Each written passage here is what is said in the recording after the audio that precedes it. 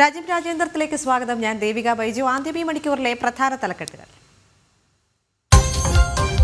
പ്രധാനമന്ത്രി നരേന്ദ്രമോദിയുമായി കൂടിക്കാഴ്ച നടത്തിയ ദുബായ് കിരീടാവകാശി ഷെയ്ഖ് ഹംദാൻ. ഇന്ത്യ UAE സഹകരണം ശക്തമാക്കാൻ ധാരണ. പ്രതിരോധ മന്ത്രി രാജ്നാഥ് സിംഗുമായും കൂടിക്കാഴ്ച. ഹംദാനെ സ്വീകരിച്ച് കേന്ദ്രമന്ത്രി സുരേഷ് ഗോപി. ദുബായ് കിരീടാവകാശി നാളെ മടങ്ങും.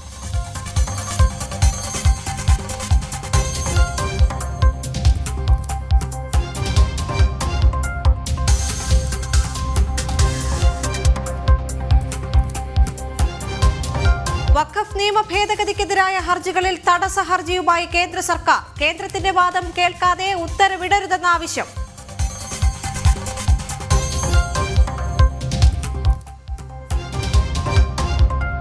വഖഫ് നിയമ ഭേദഗതിക്കെതിരെ ബംഗാളിൽ തീവ്ര ഇസ്ലാമിക സംഘടനകളുടെ അഴിഞ്ഞാട്ടം. വിവാദ പ്രസംഗത്തിൽ Mamata ബാനർജിക്കെതിരെ BJP.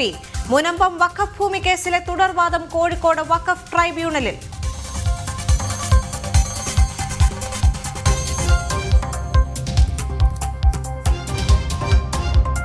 CPMന്റെ general secretary MA ബേബിയെ അറിയില്ലെന്ന Tripura മുൻ മുഖ്യമന്ത്രി ബിപ്ലവ് കുമാർ ദേവ്. ബേബി ആരാണെന്ന് ഗൂഗിളിൽ തിരയേണ്ട സ്ഥിതിയാണ്.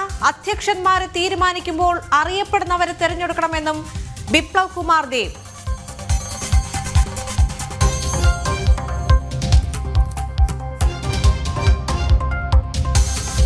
ഇന്ത്യയിലേക്ക് നാട് കടത്തുന്നത് തടയണമെന്ന തഹാവൂർ റാണയുടെ ആവശ്യം തള്ളി US സുപ്രീം കോടതി. റാണ എമർജൻസി പെറ്റീഷൻ നൽകിയത് ഇന്ത്യയിലെത്തിയാൽ പീഡിപ്പിക്കുമെന്ന് ആരോപിച്ച ഹർജി തള്ളിയതായി സുപ്രീം കോടതി സർക്കുലർ.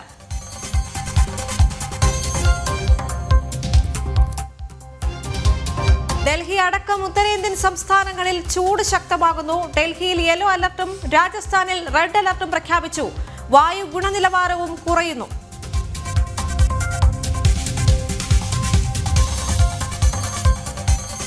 റിപ്പോർട്ടുകളിലേക്ക് എത്തുമ്പോൾ വഖഫ് നിയമ ഭേദഗതിക്കെതിരായ ഹർജികളിൽ തടസ്സ ഹർജിയുമായി കേന്ദ്ര സർക്കാർ. നിയമ ഭേദഗതിക്കെതിരായ ഹർജികളിൽ കേന്ദ്രത്തിന്റെ വാദം കേൾക്കാതെ ഉത്തരവിടരുതെന്ന ആവശ്യം സുപ്രീം കോടതിയിൽ കേന്ദ്ര സർക്കാർ തടസ്സ ഹർജി നൽകി. നന്ദഗോപൻ ചേരുന്നുണ്ട് വിവരങ്ങളുമായി. നന്ദൻ, കേന്ദ്ര സർക്കാരിന്റെ ഹർജിയിൽ എന്തൊക്കെയാണ് പറഞ്ഞിരിക്കുന്നത്? മറ്റ് ആവശ്യങ്ങൾ എന്തൊക്കെ? ഈ വഖഫ് നിയമ ഭേദഗതി ചോദ്യം ചെയ്തുള്ള ഹർജികൾക്കെതിരെ സുപ്രീം കോടതിയിൽ തടസ്സ ഹർജിയാണ് ഇപ്പോൾ കേന്ദ്ര സർക്കാർ ഫയൽ ചെയ്തിരിക്കുന്നത്. ഹർജികളിൽ കേന്ദ്ര സർക്കാരിന്റെ കൂടി വാദം കേൾക്കാതെ ഒരു ഉത്തരവ് ഉണ്ടാകരുതെന്ന് ആവശ്യപ്പെട്ടാണ് തടസ്സ ഹർജി ഫയൽ ചെയ്തിരിക്കുന്നത്. നിയമത്തിനെതിരായ, അതായത് ഈ വഖഫ് നിയമത്തിനെതിരായ ഹർജികൾ ഈ മാസം 16 സുപ്രീം കോടതി പരിഗണിക്കുമെന്ന് നേരത്തെ വ്യക്തമാക്കിയിരുന്നു. മുസ്ലിം ലീഗ്, അതേപോലെ തന്നെ സമസ്ത, DMK, RJD, കോൺഗ്രസ് MP ആയിട്ടുള്ള മുഹമ്മദ് ജാവേദ്, ആം ആദ്മി പാർട്ടിയുടെ MLA ആയിട്ടുള്ള അമാനത്തുള്ള ഖാൻ തുടങ്ങിയവരുടേതായിട്ടുള്ള 12ലധികം ഹർജികളാണ് നിലവിൽ സുപ്രീം കോടതിയുടെ മുന്നിലുള്ളത്. ഹർജികൾ ലിസ്റ്റ് ചെയ്യുമെന്ന് ചീഫ് ജസ്റ്റിസ് സഞ്ജീവ് ഖന്ന കഴിഞ്ഞ ദിവസം ഉറപ്പു നൽകിയിരുന്നു. ഇതിന് പിന്നാലെയാണ് വഖഫ് നിയമ ഭേദഗതി ചോദ്യം ചെയ്തുള്ള ഹർജികൾക്കെതിരെ സുപ്രീം കോടതിയിൽ കേന്ദ്ര സർക്കാർ ഇപ്പോൾ തടസ്സ ഹർജി ഫയൽ ചെയ്തിരിക്കുന്നത്. ശരി, വഖഫ് നിയമ ഭേദഗതിക്കെതിരായ ഹർജികളിൽ തടസ്സ ഹർജിയുമായി കേന്ദ്ര സർക്കാർ മുന്നോട്ടെത്തിയിരിക്കുന്നു. നിയമ ഭേദഗതിക്കെതിരായ ഹർജികളിൽ കേന്ദ്രത്തിന്റെ വാദം കേൾക്കാതെ ഉത്തരവിടരുതെന്നാണ് ആവശ്യം. സുപ്രീം കോടതിയിൽ കേന്ദ്ര സർക്കാർ തടസ്സ ഹർജി നൽകി. നന്ദഗോപനാണ് വിവരങ്ങൾ നൽകിയത്. വഖഫ് നിയമ ഭേദഗതിക്കെതിരെ ബംഗാളിൽ തീവ്ര ഇസ്ലാമിക സംഘടനകൾ നടത്തുന്ന പ്രതിഷേധം അക്രമാസക്തമായി. ട്രെയിനിന് കല്ലെറിഞ്ഞും പൊതുമുതൽ നശിപ്പിച്ചുമാണ് പ്രതിഷേധം അരങ്ങേറുന്നത്. വഖഫ് ബില്ലിനെ എതിർത്ത് മുഖ്യമന്ത്രി മമതാ ബാനർജി നടത്തുന്ന പ്രകോപനപരമായ പ്രസംഗമാണ് കലാപകാരികൾക്ക് പ്രചോദനമെന്ന് BJP വിമർശിച്ചു.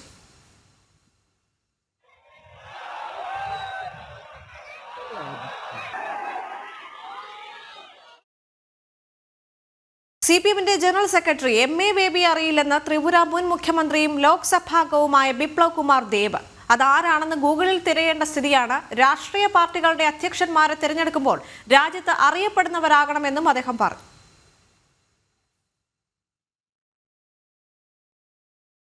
लीडरशिप इसको नहीं, लीडरशिप का एक परिचिति होता है, परसेप्शन होता है.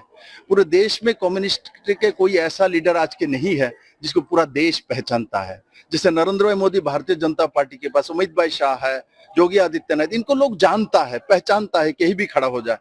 किंतु अभी जिनको उन्होंने अपने पार्टी के सर्वबृहत पोस्ट में बैठाया है, केरला से है, मैं खुद भी तो उनको नहीं जानता. तो मैं MP होने के बाद, मैं पूर्व मुख्यमंत्री होने के बाद नहीं जानता हूँ. जरूर गूगल में चेक करके देखूंगा. हाँ, वो क्वालिफाइड व्यक्ति हो सकता है, पार्टी के लॉयल व्यक्ति हो सकता है, संगठन का व्यक्ति हो सकता है, किंतु इनका परिचिति पूरे देश में नहीं है।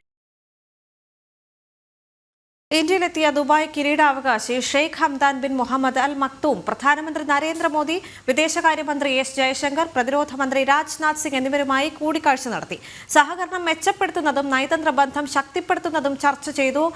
എസ് നന്ദഗോപൻ ചേരുന്നുണ്ട് വിവരങ്ങളുമായി. നന്ദൻ, എന്തൊക്കെ കാര്യങ്ങളാണ് സുപ്രധാനമായും ചർച്ചയായത്?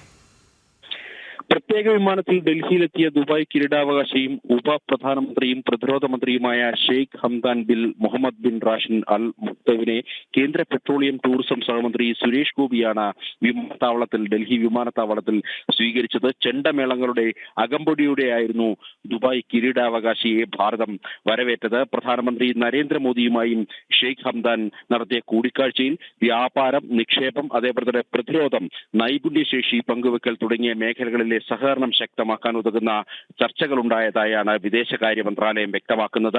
പ്രധാനമന്ത്രിയുടെ സത്കാരത്തിൽ അതിഥിയായി ദുബായ് കിരീടാവകാശി പങ്കെടുത്തു. വിദേശകാര്യമന്ത്രി എസ് ജയശങ്കർ, പ്രതിരോധ മന്ത്രി രാജ്നാഥ് സിംഗ് എന്നിവരുമായും അദ്ദേഹം കൂടിക്കാഴ്ച നടത്തി. നാളെ മുംബൈയിൽ ഷെർപ്പ എന്ന സമഗ്ര സാമ്പത്തിക പങ്കാളിത്ത കരാർ കൂടുതൽ മേഖലകളിലേക്ക് വ്യാപിപ്പിക്കുന്നത് സംബന്ധിച്ച് രാജ്യത്തെ വ്യവസായ പ്രമുഖരുമായും ഷെയ്ഖ് ഹംദാൻ ചർച്ച നടത്തും. ദുബൈയിൽ നിന്നുമുള്ള ചില മന്ത്രിമാരും അതേപോലെ തന്നെ മുതിർന്ന സർക്കാർ ഉദ്യോഗസ്ഥരും ബിസിനസ് പ്രതിനിധികൾ ഉൾപ്പെടെ ഉന്നതതല സംഘവും ഷെയ്ഖ് ഹംദാനെ അനുഗമിക്കുന്നുണ്ട്. ഭാരതത്തിന്റെയും ദുബായിയുടെയും സമഗ്ര വികസനത്തിന് ഉതകുന്നതാകും ദുബായ് കിരീടാവകാശിയുടെ സന്ദർശനമെന്നാണ് വിദേശകാര്യ മന്ത്രാലയം വ്യക്തമാക്കിയത്. നന്ദൻ, ഷെയ്ഖ് ഹംദാന്റെ തുടർ പരിപാടികളെ കുറിച്ച് ഉള്ള വിവരങ്ങൾ പുറത്തേക്ക് വരുന്നുണ്ടോ? എത്ര ദിവസമാണ് അദ്ദേഹം ഭാരതത്തിൽ തങ്ങുക? 2 ദിവസത്തെ സന്ദർശനത്തിനായാണ് അദ്ദേഹം ഇന്നിപ്പോൾ ഡൽഹിയിലെത്തിയത്. ഇന്ന് പ്രധാനമന്ത്രിയും അതേപോലെ തന്നെ വിദേശകാര്യമന്ത്രിയും പ്രതിരോധ മന്ത്രിയുമായും അദ്ദേഹം കൂടിക്കാഴ്ച നടത്തി. നാളെയാണ് മുംബൈയിൽ ഭാരതത്തിലെ വ്യവസായ പ്രമുഖരുമായും അദ്ദേഹം കൂടിക്കാഴ്ച നടത്തുന്നത്. അദ്ദേഹത്തിനൊപ്പം ദുബൈയിൽ നിന്നുമുള്ള വ്യവസായ പ്രമുഖരും അതേപോലെ തന്നെ മറ്റ് ബിസിനസ് പ്രതിനിധികളും അതേപോലെ തന്നെ സർക്കാരിന്റെ ചില ഉന്നത ഉദ്യോഗസ്ഥരും ദുബൈയിലെ ചില മന്ത്രിമാരും അനുഗമിക്കുന്നുണ്ട്. ഇത് പ്രത്യേകിച്ച് ഇരു രാജ്യങ്ങൾക്കിടയിൽ തമ്മിലുള്ള വ്യാപാര ബന്ധം മെച്ചപ്പെടുത്തുന്നതിന് ഉതകുന്ന ചർച്ചകളാകും നാളെ ഈ മുംബൈയിൽ നടക്കുക. അതിനുശേഷം നാളെ ഈ മുംബൈയിലെ ചർച്ചയ്ക്ക് ശേഷം അദ്ദേഹം ദുബൈയിലേക്ക് മടങ്ങും. ഈ കിരീടാവകാശിയായ ശേഷം ഇത് അദ്ദേഹത്തിന്റെ ആദ്യത്തെ ഭാരത സന്ദർശനം എന്നുള്ള പ്രത്യേകതയുമുണ്ട്. ഈ ഇരു രാജ്യങ്ങൾക്കിടയിലുള്ള വ്യാപാര ബന്ധം മെച്ചപ്പെടുത്തുവാൻ ഈ സന്ദർശനം ഉതകുമെന്നുള്ളത് തന്നെയാണ് വിദേശകാര്യ മന്ത്രാലയം വ്യക്തമാക്കുന്നത്. ശരി. കേന്ദ്രമന്ത്രി സുരേഷ് ഗോപി വിമാനത്താവളത്തിൽ നേരിട്ടെത്തിയാണ് ദുബായ് കിരീടാവകാശി ഷെയ്ഖ് ഹംദാൻ ബിൻ മുഹമ്മദ് അൽ മക്തൂമിനെ സ്വീകരിച്ചത്. ചെണ്ടമേളം ഉൾപ്പെടെ ഒരുക്കിയായിരുന്നു സ്വീകരണം. ചെണ്ടമേളം ആസ്വദിച്ച അദ്ദേഹം ഇത് മൊബൈലിൽ പകർത്തുകയും ചെയ്തു.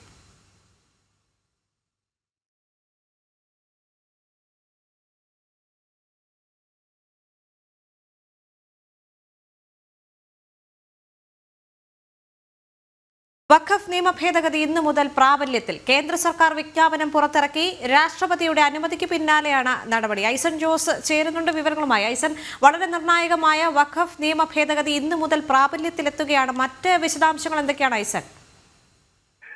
തീർച്ചയായും ദേവിക, വഖഫ് നിയമം, അതായത് രാജ്യസഭയും ലോക്സഭയും സുദീർഘമായി ചർച്ച ചെയ്ത വഖഫ് നിയമ ഭേദഗതി ഇന്ന് ഇക്കഴിഞ്ഞ ദിവസമാണ് രാഷ്ട്രപതി ഒപ്പുവെച്ചത്. രാഷ്ട്രപതി ഒപ്പുവെച്ചതിന് ശേഷം ഇത് നടപ്പിൽ വരുന്നു. അതായത് ഭാരതത്തിലാകമാനം ഈ പുതുക്കിയ വഖഫ് ഭേദഗതി നിയമം, അതായത് 2025 ഭേദഗതി പുതുക്കിയത് ഈ ദിവസം മുതൽ നടപ്പിൽ വരുന്നു എന്ന ആ ഒരു വിജ്ഞാപനമാണ് ഇന്നിപ്പോൾ പുറപ്പെട്ടിരിക്കുന്നത്. ഏപ്രിൽ 8 മുതൽ, അതായത് ഇന്നത്തെ ദിവസം മുതൽ വഖഫ് ഭേദഗതി നിയമം ഭാരതത്തിൽ നടപ്പാകുന്നു എന്ന ഒരു നോട്ടിഫിക്കേഷൻ അല്ലെങ്കിൽ വിജ്ഞാപനമാണ് പുറപ്പെടുവിച്ചിരിക്കുന്നത്. നമുക്കറിയാവുന്നതാണ്, നിരവധി ഭേദഗതികൾ ഉൾപ്പെടുത്തിക്കൊണ്ട് കൃത്യമായ വഖഫ് മാനേജ്മെന്റ് കൃത്യമായി നടപ്പാക്കുന്നതിന് വേണ്ടിയുള്ള സുദീർഘമായ ഒരു ഭരണ പരിഷ്കാരത്തിന്റെ ഭാഗമായുള്ള ഒരു നീക്കമാണ് ഈ വഖഫ് നിയമ ഭേദഗതിയുമായി ബന്ധപ്പെട്ട് നടന്നത്. 2 സഭകളിലും മണിക്കൂറുകളോളം നീണ്ടുനിന്ന ചർച്ചകളും അതുപോലെ തന്നെ നേരം പുലരുവോളം നീണ്ടുനിന്ന ചർച്ചകളും വിശദമായ ചർച്ചകൾക്ക് ശേഷം നിരവധിയായ അമെന്റ്മെന്റുകളുടെ വോട്ടെടുപ്പും എല്ലാം തന്നെ നടന്നതിന് ശേഷമാണ് ഈ ബിൽ പാസ്സാവുക. 2 ഇടങ്ങളിലും ബില്ല് പാസ്സാകുന്നത്. കൃത്യമായ ഭൂരിപക്ഷത്തോടെ 2 ഇടങ്ങളിലും പാസ്സായ ബിൽ പ്രസിഡന്റ് അംഗീകരിക്കുകയായിരുന്നു. രാഷ്ട്രപതിയുടെ അംഗീകാരം ലഭിച്ചതിന് ശേഷമാണ് ഇപ്പോൾ ന്യൂനപക്ഷ മന്ത്രാലയം ഈ നിയമം നോട്ടിഫൈ ചെയ്തിരിക്കുന്നത്. അതായത് ഇന്നു മുതൽ ഭാരതത്തിൽ എല്ലാ വഖഫുമായി ബന്ധപ്പെട്ട എല്ലാ വിഷയങ്ങളിലും പുതുക്കിയ 2025 നിയമമായിരിക്കും നടപ്പിൽ വരിക എന്നതാണ് ഈ നോട്ടിഫിക്കേഷന്റെ സംക്ഷിപ്തം. അത് ഇന്നു മുതൽ വഖഫ് ഭേദഗതി നിയമം നമുക്ക് നേരത്തെ അറിയാവുന്നതാണ്. വഖഫ് ഭേദഗതി നിയമം നടപ്പാക്കുമെന്ന തെരഞ്ഞെടുപ്പ് വാഗ്ദാനം പോലും തീർച്ചയായും പ്രധാനമന്ത്രിയുടെ ഭാഗത്തു നിന്നും അല്ലെങ്കിൽ NDAയുടെ ഭാഗത്തു നിന്നും ഉണ്ടായിരുന്നു. അത്തരത്തിലൊരു രാഷ്ട്രീയ നേട്ടം കൂടി ഉണ്ടായതിന്റെ ഒരു വ്യാഖ്യാനം കൂടിയാണ് ഈ നോട്ടിഫിക്കേഷനിലൂടെ ഇപ്പോൾ വ്യക്തമാകുന്നത്. ദേവിക.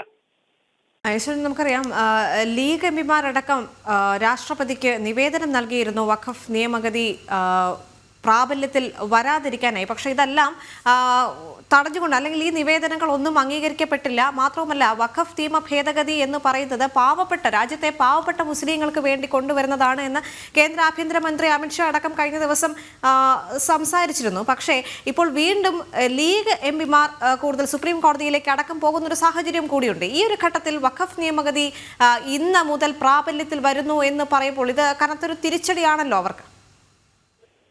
തീർച്ചയായും വഖഫ് ഭേദഗതി നിയമം നടപ്പിൽ വരുന്നു അല്ലെങ്കിൽ നിയമ ഭേദഗതി പാസ്സായിരിക്കുന്നു എന്നത് തന്നെ ഈ ലീഗ് ഉൾപ്പെടെയുള്ള പാർട്ടികളെ സംബന്ധിച്ചിടത്തോളം പാർലമെന്റിൽ ചർച്ച നടന്നപ്പോൾ തന്നെ തിരിച്ചടിയായിരുന്നു. നമുക്കറിയാവുന്നതാണ്, പാർലമെന്റിൽ കൃത്യമായ ഇടപെടൽ ലീഗ് എംപിമാരുടെ ഭാഗത്ത് നിന്ന് കാര്യമായി ഉണ്ടാവുകയും ചെയ്തിരുന്നു. കേരളത്തിൽ നിന്നുള്ള എംപിമാർ ഉൾപ്പെടെ കാര്യമായ ഇടപെടൽ നടത്തുന്ന ഒരു സാഹചര്യം ചർച്ചകളിലെല്ലാം തന്നെ ഉണ്ടായിരുന്നു. ET മുഹമ്മദ് ബഷീറൊക്കെ കൃത്യമായ ഇടപെടൽ നടത്തുകയും ചെയ്തിരുന്നു. അത്തരത്തിൽ ഇടപെടൽ നടത്തിയതിനു ശേഷവും കൃത്യമായ ജനാധിപത്യ മാതൃകയിൽ തെരഞ്ഞെടുപ്പിൽ ഭൂരിപക്ഷത്തോടെ അല്ലെങ്കിൽ വോട്ടിനിട്ട് ബില്ല് പാസ്സാവുകയായിരുന്നു. ആ നിർദ്ദേശിച്ച അമെന്റ്മെന്റുകളെല്ലാം തന്നെ വോട്ടിനിട്ട് പാസ്സാക്കുകയോ അല്ലെങ്കിൽ തള്ളിക്കളയുകയോ ചെയ്തതിന് ശേഷമാണ് കൃത്യമായ ഒരു നിയമമായി ഇത് പാസ്സായി വരികയും, അതായത് രാജ്യസഭയുടെയും ലോക്സഭയുടെയും ആ പടികൾ കടക്കുകയും അല്ലെങ്കിൽ ആ നടപടിക്രമങ്ങൾ പാലിക്കുകയും ചെയ്തത്. തീർച്ചയായും അപ്പോൾ തന്നെ ഈ ലീഗ് എംപിമാർക്കും അതുപോലെ തന്നെ ഈ വഖഫ് ഭേദഗതി നിയമത്തെ എതിർക്കുന്നവർക്കും കാര്യമായ തിരിച്ചടി അപ്പോൾ തന്നെ ഉണ്ടാകുന്നു എന്നതാണ് ഒരു യാഥാർത്ഥ്യം. മറ്റൊരു പ്രശ്നമാണ് ഇപ്പോൾ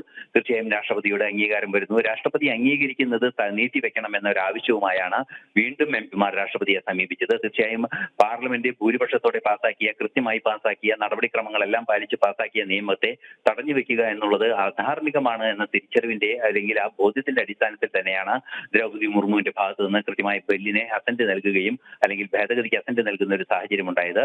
അതിനുശേഷം ഇപ്പോൾ വീണ്ടും അത് നടപ്പായിരിക്കുന്നു എന്നതാണ് യാഥാർത്ഥ്യം. മറ്റൊരു സുപ്രധാന ഘടകം, ഇത് കോടതിയിൽ ചോദ്യം ചെയ്യാനുള്ള നീക്കങ്ങൾ പല പാർട്ടികളുടെയും രാഷ്ട്രീയ പാർട്ടികളുടെയും അതുപോലെ തന്നെ സാമുദായിക സംഘടനകളുടെയും ഭാഗത്തു നിന്ന് നടപടികൾ ഉണ്ടാകുന്നു എന്നതാണ്. അതിനെയും തടയിടുന്ന ഒരു നീക്കം നേരത്തെ വന്ന വാർത്തകളുടെ അടിസ്ഥാനത്തിൽ കേന്ദ്ര സർക്കാരിന്റെ ഭാഗത്തു നിന്നുണ്ടായിട്ടുണ്ട്. കേന്ദ്ര സർക്കാരിന്റെ ഭാഗം കേൾക്കാതെ ഈ ചോദ്യം ചെയ്ത് സമർപ്പിച്ച ഹർജികളിലൊന്നും തീരുമാനമെടുക്കരുത് എന്ന് സുപ്രീം കോടതിയോട് ആവശ്യപ്പെടുന്ന ഒരു ഹർജി കേന്ദ്രം സുപ്രീം കോടതിയിൽ ഫയൽ ചെയ്തിട്ടുണ്ട്. തീർച്ചയായും ഭരണഘടനാപരമായ പ്രശ്നങ്ങളെ ചർച്ച ചെയ്യുന്ന ഒരു വിഷയമാകുമ്പോൾ സ്വാഭാവികമായും കേന്ദ്ര മന്ത്രാലയത്തിന്റെ വിധി അല്ലെങ്കിൽ കേന്ദ്രത്തിന്റെ നിലപാടുകൾ കൂടി കൃത്യമായി പഠിച്ചതിന് ശേഷമായിരിക്കും വിധി പുറപ്പെടുവിക്കുക. അത്തരത്തിലുള്ള ഒരു ആവശ്യം കൂടി വേണം എന്ന കൃത്യമായ നിലപാട് കേന്ദ്രം കോടതിയെ അറിയിക്കുകയും ചെയ്തതോടുകൂടി ഇനിയും തിരിച്ചടികൾ പ്രതിപക്ഷത്തിന് വരാനിരിക്കുന്നു. രാഷ്ട്രീയമായും അതുപോലെ തന്നെ അല്ലാതെയുമുള്ള തിരിച്ചടികൾ ഉണ്ടാകാനിരിക്കുന്നു. ഇനിയും ഒരു തിരിച്ചടി കൂടി വരാനിരിക്കുന്നു എന്നതാണ് യാഥാർത്ഥ്യം.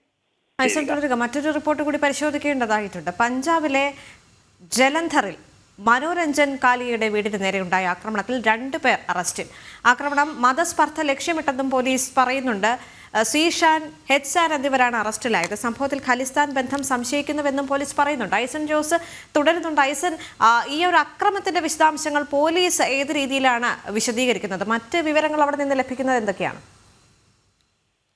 ദേവിക, തീർച്ചയായും ജലന്ധറിൽ ഈ MP-യുടെ വീടിന് നേരെ ബോംബാക്രമണം നടക്കുകയായിരുന്നു. സ്ഫോടനം നടക്കുകയാണ് ഉണ്ടായത്. ഈ ബോംബാക്രമണത്തിന് പിന്നിൽ പ്രവർത്തിച്ച സെഹസാദ് 2 യുവാക്കളെ ഇപ്പോൾ അറസ്റ്റ് ചെയ്തിരിക്കുകയാണ് എന്നാണ് പോലീസ് അറിയിച്ചിരിക്കുന്നത്. അവർ കസ്റ്റഡിയിലുണ്ട്, അറസ്റ്റ് രേഖപ്പെടുത്തിയിട്ടില്ല എന്നാണ് ഇപ്പോൾ നമുക്ക് ലഭ്യമാകുന്ന വിവരമെങ്കിൽ കൂടി അറസ്റ്റ് ചെയ്തു എന്ന ചില സ്ഥിരീകരണങ്ങളെല്ലാം തന്നെ വരികയും ചെയ്യുന്നുണ്ട്. എന്ത് തന്നെയായാലും പോലീസ് കസ്റ്റഡിയിൽ അവരുണ്ട് എന്നതൊരു യാഥാർത്ഥ്യം തന്നെയാണ്. നിലവിലെ സാഹചര്യത്തിൽ അത് ഒരു മതസ്പർദ്ധ സൃഷ്ടിക്കുന്നതിന് വേണ്ടിയുള്ള ഒരു നീക്കമാണ് നടത്തിയത്. തീർച്ചയായും അതിനെ പാകിസ്ഥാനിലെ സർവീസസ് ഇന്റലിജൻസുമായി ഒരു ബന്ധമുണ്ട് എന്ന സൂചനയും പുറത്തു വന്നിരുന്നു. മറ്റൊരു പ്രധാന വിഷയം എടുത്തു പറയേണ്ടത് പഞ്ചാബിലാണ് ഈ സംഭവം ഉണ്ടായിരിക്കുന്നത്. സ്വാഭാവികമായും പഞ്ചാബിലെ ഖാലിസ്ഥാൻ ഭീകരരുടെ ഇടപെടലെല്ലാം തന്നെ നേരത്തെ തന്നെ ചർച്ചയായ ഒരു വിഷയമാണ്. സ്വാഭാവികമായും നേരത്തെ നമുക്കറിയാവുന്നതാണ്, ഖാലിസ്ഥാൻ ഭീകരർ പഞ്ചാബിനെ ഒരു സ്വതന്ത്ര രാഷ്ട്രമായി പ്രഖ്യാപിക്കുന്നതിന് പിന്തുണ തേടിയത് പാകിസ്ഥാനിൽ നിന്ന് തന്നെയാണ്. സ്വാഭാവികമായും ഇത് പാകിസ്ഥാന്റെ ഇന്റർ സർവീസസ് ഇന്റലിജൻസിനെ ഖാലിസ്ഥാൻ ഭീകര സംഘടനകളുമായി ചില ബന്ധങ്ങളെല്ലാം തന്നെ ഉണ്ടെന്ന് കാലങ്ങളായി, അതായത് 80കളിലും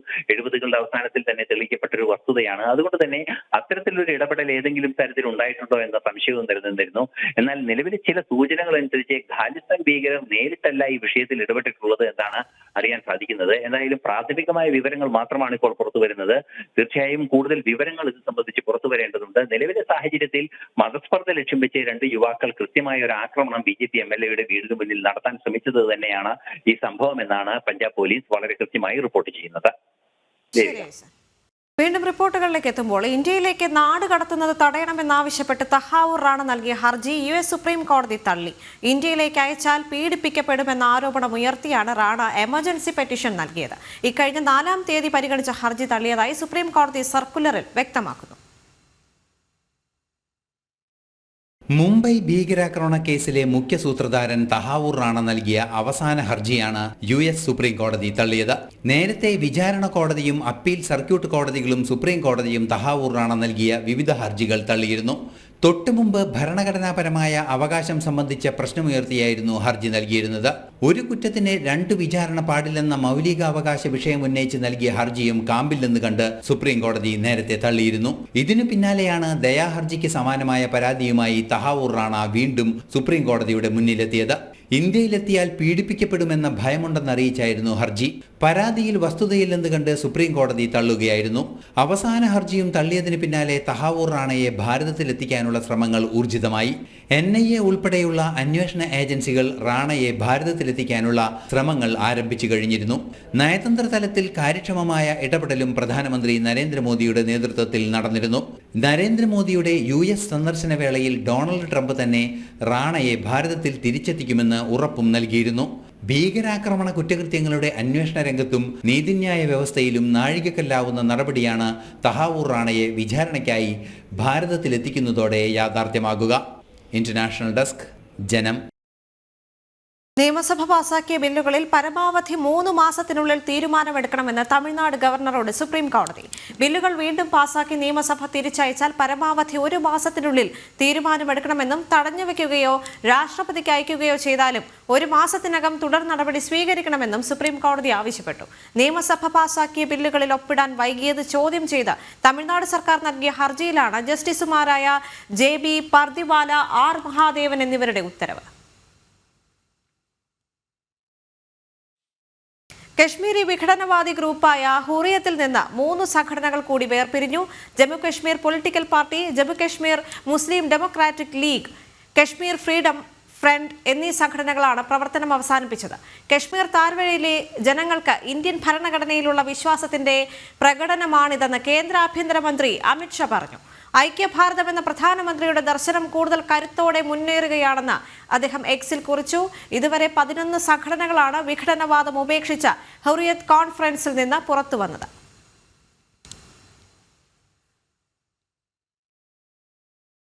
മലപ്പുറത്തെ ചില പൊള്ളുന്ന യാഥാർത്ഥ്യങ്ങൾ ചൂണ്ടിക്കാണിച്ചതിന്റെ പേരിൽ SNDP നേതൃത്വത്തിനും വെള്ളാപ്പള്ളി നടേശനുമെതിരെ മ്ലേച്ഛമായ ആക്രമണമാണ് വർഗീയ ശക്തികൾ നടത്തുന്നതെന്ന് BJP മുൻ സംസ്ഥാന അധ്യക്ഷൻ K സുരേന്ദ്രൻ. ലീഗിലെ മന്ത്രിമാർ വിദ്യാഭ്യാസ വകുപ്പ് കൈകാര്യം ചെയ്ത സമയങ്ങളിലെല്ലാം കേരളത്തിൽ മറ്റ് സമുദായങ്ങളിലെ വിദ്യാഭ്യാസ സ്ഥാപനങ്ങളെ ഞെക്കിക്കൊല്ലുകയായിരുന്നു എന്ന് K സുരേന്ദ്രൻ ചൂണ്ടിക്കാട്ടി. SNDP യോഗം ജനറൽ സെക്രട്ടറി വെള്ളാപ്പള്ളി നടേശന് പരിപൂർണ പിന്തുണ നൽകുകയാണ് BJP. മലപ്പുറം ജില്ലയെപ്പറ്റി വെള്ളാപ്പള്ളി നടേശൻ പറഞ്ഞത് യാഥാർത്ഥ്യമെന്ന് K സുരേന്ദ്രൻ ചൂണ്ടിക്കാട്ടി. റംസാൻ നോയമ്പ് കാലത്ത് വിദ്യാലയങ്ങളിൽ ഉച്ചക്കഞ്ഞി പോലും തടസ്സപ്പെടുത്തുന്ന സാഹചര്യം മലപ്പുറത്തുണ്ട്. പക്ഷെ മലപ്പുറം ജില്ലയിൽ 1 മാസം 1 തുള്ളി വെള്ളം ഒരാൾക്ക് ലഭിക്കില്ല. എന്തൊരു ഫാസിസ്റ്റ് സമീപനമാണിത്. നാം വ്രതം എടുക്കുന്നു, നമ്മൾ കുടിക്കുന്നില്ല. പക്ഷെ 1 മാസം മലപ്പുറം ജില്ലയിലും കോഴിക്കോട് ജില്ലയിലെ പല സ്ഥലങ്ങളിലും, ഞാൻ എൻ്റെ നേരെ അനുഭവം പറയാം, 1 മാസം 1 തുള്ളി വെള്ളം ലഭിക്കുന്നില്ല. നിങ്ങൾ ഒരു പുരോഗമന പാർട്ടിക്കാരും ഇതിനെക്കുറിച്ച് സംസാരിക്കുന്നേ ഇല്ല. വീടുകളിൽ തന്നെ പ്രസവിക്കണമെന്ന് ഫത്വ മലപ്പുറം ജില്ലയിൽ ചിലർ പുറപ്പെടുവിക്കുന്നു. വാക്സിനെതിരെ പ്രചരണം നടത്തി. ഇതേപ്പറ്റിയൊന്നും ഒരു പുരോഗമന പ്രസ്ഥാനവും പ്രതികരിക്കുന്നില്ലെന്നും സുരേന്ദ്രൻ വിമർശിച്ചു. മലപ്പുറം ജില്ലയിൽ വാക്സിൻ എടുക്കുന്നില്ല. വലിയ തോതിലുള്ള പ്രചരണം നടക്കുന്നു. ഇവിടെ അതൊരു ചർച്ചാ വിഷയമേ ആവുന്നില്ല. വാക്സിനേഷനെതിരായിട്ടുള്ള ബോധപൂർവമായിട്ടുള്ള ക്യാമ്പയിൻ. ഒരു വീട്ടിൽ ഒരു സ്ത്രീ 5 പ്രസവം വീട്ടിൽ നടത്തി. ഞങ്ങൾ ആദ്യം വിചാരിച്ചു അത് അവരുടെ അറിവില്ലായ്മയാണ്. അങ്ങനെയല്ല, അതിനപ്പുറത്തൊക്കെ വലിയ തോതിലുള്ള അതിൻ്റെ പിന്നിൽ ആൾക്കാരുണ്ട്. അതായത് ആശുപത്രിയിൽ ചികിത്സയ്ക്ക് പോകരുത്, വാക്സിനേഷൻ പാടില്ല. ഇതൊക്കെ കാണിക്കുന്നത് എങ്ങോട്ടാണ്? സംവരണത്തിൽ പിന്നോക്ക വിഭാഗങ്ങൾ അവഗണിക്കപ്പെടുന്നതിനെ പറ്റി പഠിക്കണം. കേരളത്തിൽ സംവരണം നടപ്പാക്കുന്ന കാര്യത്തിൽ കൃത്യമായ പരിശോധന ആവശ്യമാണ്. ഈഴവാദി പിന്നോക്ക വിഭാഗങ്ങൾക്ക് ലഭിക്കുന്ന സംവരണ ആനുകൂല്യം അപഹരിക്കപ്പെടുന്നതിനെ കുറിച്ച് വിശദമായ പഠനം നടത്താൻ സർക്കാർ തയ്യാറാവട്ടെ. എന്തെല്ലാം കമ്മീഷനുകൾ കേരളത്തിൽ വെച്ചിട്ടുണ്ട്. മലപ്പുറത്ത് തുഞ്ചത്തെഴുത്തച്ഛന്റെ പ്രതിമ സ്ഥാപിക്കാൻ സമ്മതിക്കാത്ത ലീഗിന് ശ്രീനാരായണ ഗുരുവിനെ പറ്റി സംസാരിക്കുവാൻ അവകാശമില്ലെന്നും സുരേന്ദ്രൻ ഡൽഹിയിൽ പ്രതികരിച്ചു. മലയാള ഭാഷയുടെ പിതാവായിട്ടുള്ള തുഞ്ചത്ത് ആചാര്യന്റെ ഒരു പ്രതിമ സ്ഥാപിക്കുന്നതിന് പോലും എതിരായിട്ടുള്ള പാർട്ടി മുസ്ലിം ലീഗ് ശ്രീനാരായണ ഗുരുദേവന്റെ വാക്കുകൾ ഉച്ചരിക്കുകയാണ്. ശ്രീനാരായണ ഗുരുദേവനെ കുറിച്ച് വേവലാതിപ്പെടുകയാണ്. ഒരർഹതയും മുസ്ലിം ലീഗിന് ആ കാര്യത്തിലില്ല. ജനം, ഡൽഹി. ഡൽഹി ഉൾപ്പെടെയുള്ള ഉത്തരേന്ത്യൻ സംസ്ഥാനങ്ങളിൽ ചൂട് ശക്തമാകുന്നു. അസാധാരണമായി താപനില ഉയർന്നതോടെ ഡൽഹിയിൽ യെല്ലോ അലർട്ടും രാജസ്ഥാനിൽ റെഡ് അലർട്ടും പ്രഖ്യാപിച്ചു. താപനില ഉയരുന്നതിനൊപ്പം ഉത്തരേന്ത്യൻ സംസ്ഥാനങ്ങളിൽ വായു ഗുണനിലവാരവും മോശമാവുകയാണ്. ഇന്നു മുതൽ ഡൽഹി ഉൾപ്പെടെയുള്ള സംസ്ഥാനങ്ങളിൽ ചൂട് വർദ്ധിക്കുമെന്നാണ് കാലാവസ്ഥാ നിരീക്ഷണ കേന്ദ്രത്തിന്റെ മുന്നറിയിപ്പ്. താപനിലയിൽ അസാധാരണമായ മാറ്റമാണ് സംഭവിക്കുന്നത്. ചൂട് കടുത്തതോടെ നേത്രരോഗങ്ങളിലും വലിയ വർധനവാണ് ഉണ്ടാകുന്നത്. ശരീരത്തിൽ നിന്നും ജലാംശം ധാരാളമായി നഷ്ടപ്പെട്ട് തലകറക്കം, ഛർദി തുടങ്ങിയവയ്ക്ക് ചികിത്സ തേടുന്നവരുടെ എണ്ണം വർദ്ധിച്ചതായി ഡൽഹിയിലെ ആരോഗ്യ വൃത്തങ്ങൾ സൂചിപ്പിക്കുന്നു. ഗുരുതര ആരോഗ്യ പ്രശ്നമുള്ളവരും ഗർഭിണികളും കുട്ടികളും പ്രത്യേക കരുതൽ സ്വീകരിക്കണം. ഏറെ നേരം തുറസായ സ്ഥലങ്ങളിൽ നിന്നുമുള്ള ജോലികൾ ഒഴിവാക്കണം. നിർജ്ജലീകരണം തടയുവാൻ ധാരാളം വെള്ളം കുടിക്കണമെന്നും ആരോഗ്യ വൃത്തങ്ങൾ മുന്നറിയിപ്പ് നൽകി. താപനില ഉയരുന്നതിനൊപ്പം ഡൽഹി അടക്കമുള്ള ഉത്തരേന്ത്യൻ സംസ്ഥാനങ്ങളിൽ വായു മലിനീകരണവും വർദ്ധിക്കുകയാണ്. ഇതുമൂലമുണ്ടാകുന്ന ആരോഗ്യ പ്രശ്നങ്ങളും കൂടുന്നതായി മെഡിക്കൽ രംഗത്തെ വിദഗ്ധർ ചൂണ്ടിക്കാട്ടുന്നു. മുൻവർഷങ്ങളെ അപേക്ഷിച്ച് ഈ വർഷം ഏപ്രിൽ, മെയ്, ജൂൺ മാസങ്ങളിൽ താപനില 2 മുതൽ 4 ഡിഗ്രി സെൽഷ്യസ് വരെ ഉയരുമെന്നാണ് കാലാവസ്ഥാ വകുപ്പിന്റെ മുന്നറിയിപ്പ്. രാവിലെ ഒരു 10 മണി കഴിഞ്ഞാൽ ഒരു വൈകിട്ട് 4 മണി വരെ പുറത്തിറങ്ങാൻ തന്നെ ഭയങ്കര ബുദ്ധിമുട്ടാണ്. അത്രമാത്രം കഠിനമായ ചൂട് കാറ്റാണ് ഇപ്പോൾ വീശി തുടങ്ങിയിരിക്കുന്നത്. ഇങ്ങനൊരു കാലാവസ്ഥ വന്നു കഴിഞ്ഞാൽ ഭയങ്കര ബുദ്ധിമുട്ടാണ്. നമുക്ക് നമ്മളെപ്പോലുള്ളവർ റോഡിലിറങ്ങിയിരിക്കുന്നത് ഭയങ്കര ബുദ്ധിമുട്ടായിട്ടാണ് വരുന്നത്. ജനം, ഡൽഹി. വീണ്ടും റിപ്പോർട്ടുകളിലേക്ക് എത്തുമ്പോൾ തിരിച്ചുകയറി ഇന്ത്യൻ ഓഹരി വിപണി. സെൻസെക്സ് 860 പോയിന്റ് ഉയർന്നു. നിഫ്റ്റി 22,440 പോയിന്റിന് മുകളിലാണ് വ്യാപാരം നടക്കുന്നത്. ഇന്നലെ ഇന്ത്യൻ ഓഹരി വിപണി 10 മാസത്തിനിടയിലെ ഏറ്റവും വലിയ ഒറ്റ ദിവസത്തെ ഇടിവ് നേരിട്ടിരുന്നു. ട്രംപിന്റെ തീരുവ നയങ്ങൾക്ക് പിന്നാലെ ലോക വിപണിയിൽ മേൽക്കീഴായി മറിയുന്ന സാഹചര്യമാണുള്ളത്. ഇതിനിടെ ക്രൂഡ് ഓയിൽ വിലയും തകർന്നടിഞ്ഞു. ഇടവേളയ്ക്ക് ശേഷം ജനം ഡിബേറ്റ് കാണാം. നമസ്തേ.